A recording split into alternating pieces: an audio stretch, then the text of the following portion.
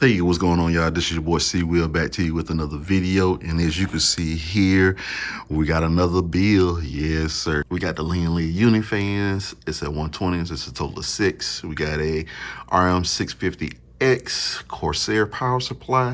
We got a Ryzen 5 5600X. Oh man, we got that Gen 4 inland drive, 1 terabyte. We got 16 gigabytes worth of DDR4 memory, 3600 megahertz, CL16. We got the X570 Tomahawk Wi-Fi. It's a great board. We got the Cooler Master Hyper 212 RGB Black Edition. And we got this unicorn. Yeah, you see that price, got that from Micro Center. Actually, all this stuff came from Micro Center. That is the RTX 3060 Ti.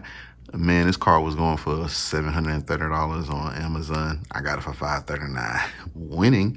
And so, yeah, you know, prices are coming down on the graphics cards. But, yeah, we got this build. If this is your first time here, welcome. Here, we do everything tech, all things tech, whatever it is, we like to do it. But without further ado, let's get into this build, and we're going to check out the case and get it prepared. Okay, first things first. This case is beautiful. This is the Corsair 4000D. This is the airflow version, and as you can see, this comes off. It comes with the 120 millimeter fan already on the intake, and this is the mesh filter. And as you can see, we put 3 fans, so we got the 3 unit fans that's going to go on the front for intake. We look up here at the top, we got the power button. This is USB-A, USB-C, the combo mic jack, and then you have the reset button. You have the filtered mesh with the yellow accent. This comes off. Then you can actually fit 240 millimeter or 280 millimeter AIO or fans up at the top. And then these are 120 millimeter on the front. You could do a 360 mil rad. I like the little small accents that they have here. You see in the back, we have a 120 millimeter fan for Corsair. So this piece right here comes off and out. I think that comes out. So if you did want to put a 360 mil rad, you could give that some more space. This even has the vertical mount, but this is so close towards the glass that you wouldn't want to do that. But this case is made very well. Let's turn around in the back and see what we got. All right, so we still got some of the accents here. It's pretty cool. So unscrew these, and now across the back, we actually have spots for 2.5-inch drives. And we have some cable management, you know, Velcro ties and stuff like that that's here. If we pull these out, this is the front AIO, and, you know, pretty standard. USB-C, USB 3.0, HD audio, all that good stuff. We have some hard drive cages down here at the bottom. And looks like here's our accessory box. And I'm pretty sure we got everything listed, you know, that we need, screws and all that good stuff. So let's go ahead and get this build.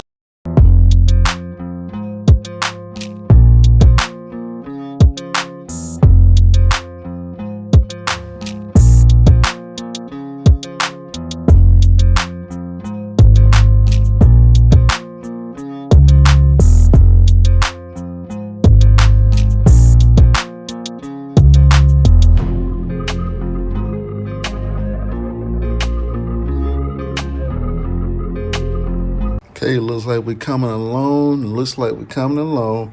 We got that Cooler Master. We got it bolted in. Big boy.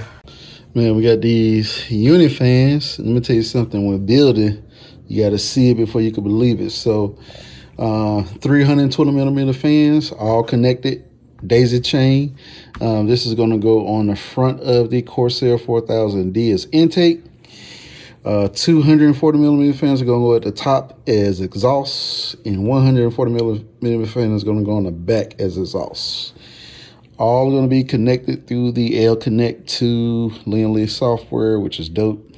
I've kind of found out that the actual controller, the SL controller, needs a firmware update out of the box. So FYI, you have to run a firmware update, then you can install the software and control the fan. So let's get it cracking.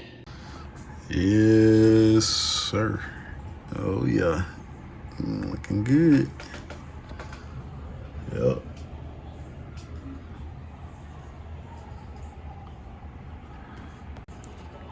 All right, got this.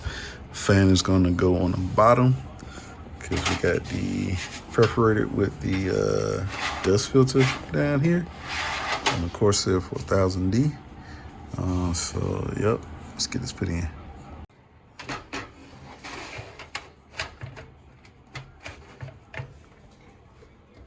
So may run into some trouble with this hard drive cage, and I may take it out.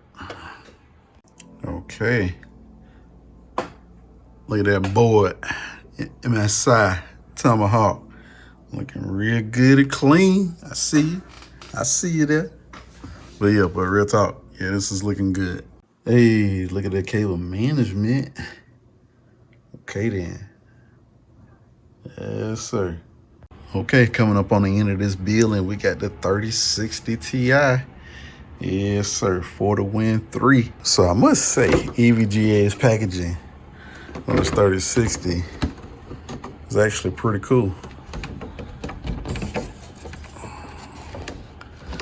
They definitely want to make sure it's protected. Beast of a card for what it is, 3060 Ti. And yeah, this looks pretty dope. This is gonna be dope on the inside of this case. So we got some plastic peel. I did it. Mama, I did it. I like EVGA cards. They got some of the best warranties between EVGA and ASUS. They got some of the best looking cards. But I believe EVGA has like the best warranty service from what I've been told. Thank goodness I never had to send back a card, but if I did have to, EVGA has a reputation that precedes them. So, okay, let's see if I can be able to do this with one hand. Yeah, can we do it? Maybe. Can we snap it in?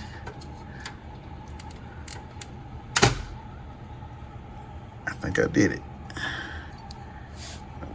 Okay, so we got these two 8-pin connectors, and we're gonna have to make this look pretty and get some extra slack on these cables, but let's tidy it up.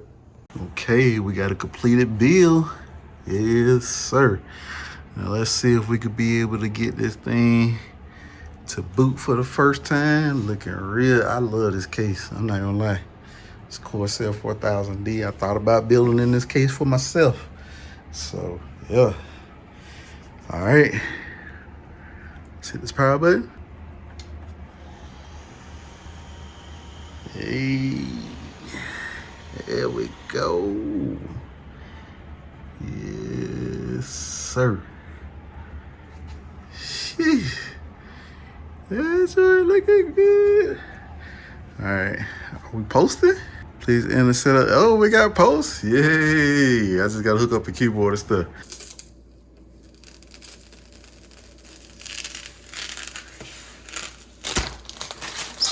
Ooh. Well, that thing clean. What that boy, that thing clean.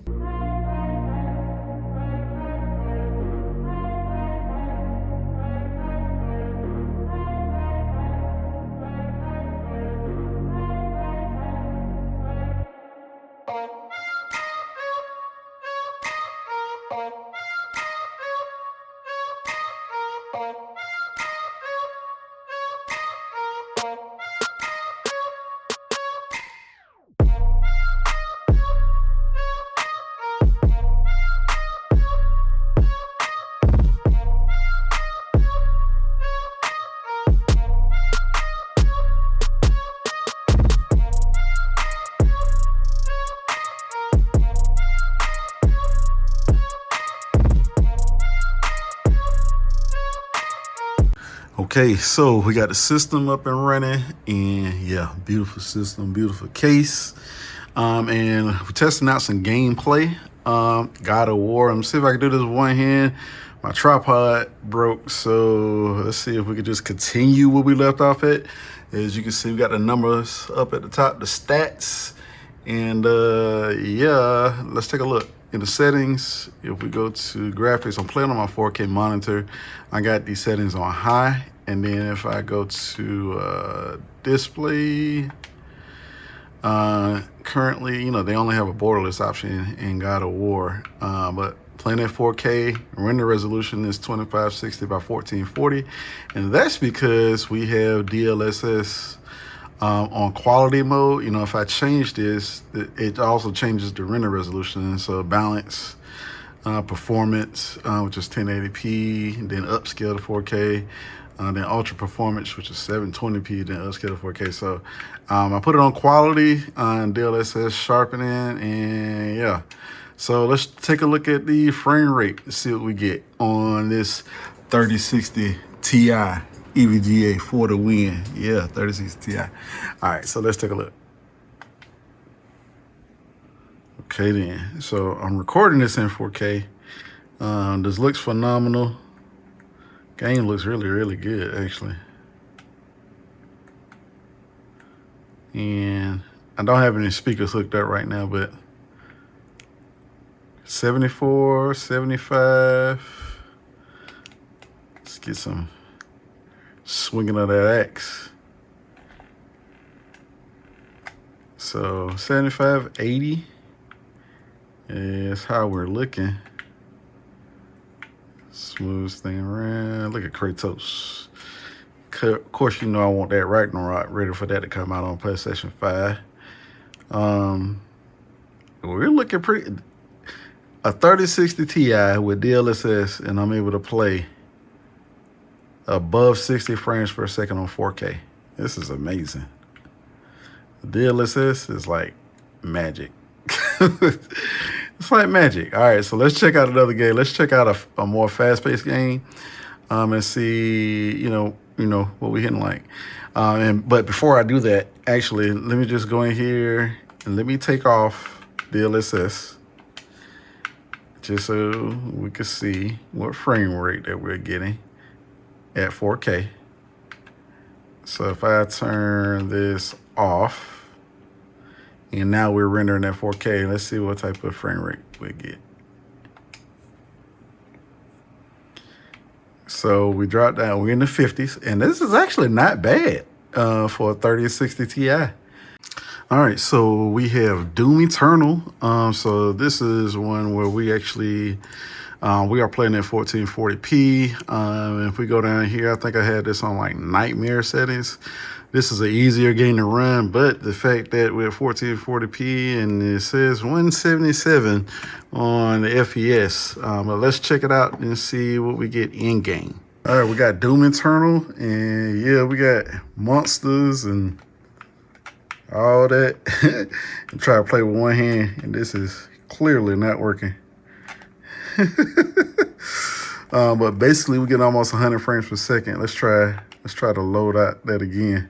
All right, so we loaded up again. So 70s, 80s, you know, it's actually pretty good. 1440p with a 3060 Ti, and DLSS is off. And so yeah, that's pretty good. Let's go turn it on. So this is with DLSS on quality. Still 1440p, and so we went up, you know, in frames. This is on quality mode, but I'm pretty sure if I put this on performance mode, we'll get even more of an increase. So yeah, so this is the build that we did. Man, I'm loving this, and I know the new owner is definitely gonna like it. You know, you can pretty much be able to play any game, you know, 1080p, 1440p.